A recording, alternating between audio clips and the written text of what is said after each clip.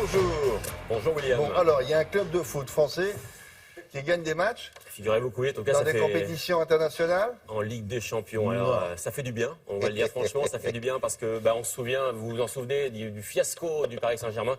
C'était il y a une semaine contre Barcelone. alors, nous, on a oublié. Et là, c'est la France qui gagne. Monaco qui a sauvé l'honneur des Français hier Bravo. soir. Donc, qui est qualifié en quart de finale à la Ligue des Champions. Ça, c'est bien. C'était pas facile parce qu'il fallait remonter 2 buts Oui. aux Anglais de Manchester Vous avez City. perdu combien, l'aller? Ils avaient perdu 5-3. Magnifique match avec 8 buts. Donc il fallait gagner au moins avec 2 buts d'écart. Ils l'ont fait. Regardez les images, William. Le but arrive dès la 7e minute avec cette percée, ce but de Mbappé. Mbappé, c'est la nouvelle star monégasque. Il a 18 ans seulement. Voilà. Alors c'est bien parti pour Monaco. 28e minute cette fois, centre de Fabinho. Ça fait déjà 2-0. Et évidemment, à ce moment-là, les Monégasques qui sont virtuellement qualifiés, on revoit ce but.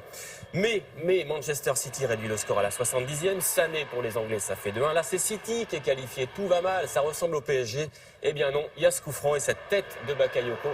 3-1 pour Monaco. Monaco est en quart de finale, je vous l'ai dit. Allez, deuxième, huitième de finale, le retour qui opposait l'Atlético Madrid au Bayer Leverkusen 0-0. Et voici la plus belle occasion, vous l'avez reconnu, c'est Antoine Griezmann, le Français.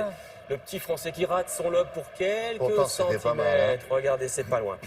Et puis il y a cette image dans ce match aussi où c'est parade du gardien espagnol. Regardez bien ce gardien ici,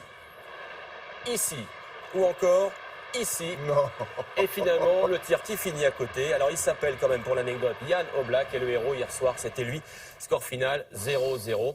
Un petit mot encore pour vous dire que ce soir, match retour entre l'AS Rome et Lyon en 8e de finale de l'Europa League. On espère que Lyon sera en quart de finale.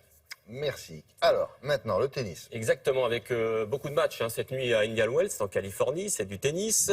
Gaël Monfils, d'ailleurs, est en train de jouer en ce moment face à Dominique Thiem, c'est un espoir du tennis. Et puis, il s'est passé quand même un truc incroyable cette nuit. Novak Djokovic a été éliminé par ce garçon. Il s'appelle Nick Kyrgios, il est australien, il a 21 ans.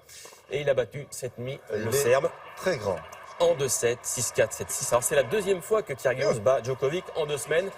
Il est content, évidemment. Lui, il est moins content. Vous avez vu son visage, c'est Djokovic. Allez, cette nuit encore, Stan Wawrinka est passé, il est en rouge ici en bas, il est passé lui tout près de l'élimination face à un japonais totalement inconnu, qui s'appelle Nishioka, c'est pas Nishikori. Il a 21 ans aussi, lui. Eh bien, il a fallu 3-7 aux Suisses pour l'emporter, 3-6, 6-3, 7-6. Ce fut dur pour le numéro 3 mondial qui continue dans ce tournoi. Allez, on revient à Paris maintenant avec la satisfaction des handballeurs. Vous allez le voir du PSG. Hier soir, ils ont dominé Chambéry en championnat de France. Victoire 31-25. Là, nous sommes à Coubertin, c'est tout près d'ici. Avec une attaque qui a parfaitement fonctionné. La preuve, ici avec Lucas Ballot, c'est l'un des attaquants de ce PSG. Ou encore ici avec ce joli but de Dylan Nahi. Le PSG, double champion de France en titre, est en tête du championnat. Allez, du ski à présent. Cette fois, on est en descente. Nous sommes ici avec Adrien Théo à Aspen dans le Colorado. Alors, c'est la finale de la Coupe du Monde de descente. Le Français espérait un podium. Il n'est pas passé loin. Le skieur de Val Thorens termine finalement 5e. Loin derrière cet Italien que vous voyez ici qui s'appelle Dominique Paris, le vainqueur. Regardez, William, une autre image de cette descente. Vous allez voir, elle est spectaculaire. La voici. Ah voilà. Alors lui, il s'appelle Björn Klein. Il s'est un peu loupé, on va dire, mais plus de peur que de mal. Tout va bien pour lui. Ah oui, il y a 3 rangées de barrières, vous avez vu là? Il faut ça pour arrêter. Des barrières souples. On est à 80-90 km/h quand même là. Ouais, donc quand on chute, on n'est pas très bien. Bon, et on termine. Allez, 2 images pour finir avec d'abord une légende qui vieillit mal. Il s'appelle Diego Maradona, la star argentine que voici, champion du monde 86. Le moins qu'on puisse dire, c'est qu'il a changé. Regardez-le. Il râle beaucoup, c'est un match exhibition en Corée du Sud. Il fait aussi beaucoup de cinéma. Il n'y a pas forcément faute, là c'est comme au bon vieux temps on va dire.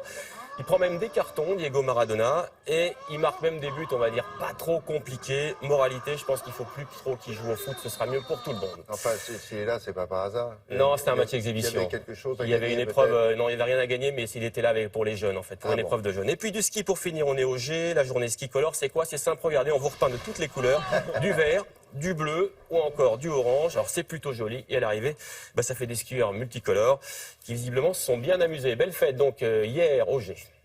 Merci beaucoup Jean-Sébastien.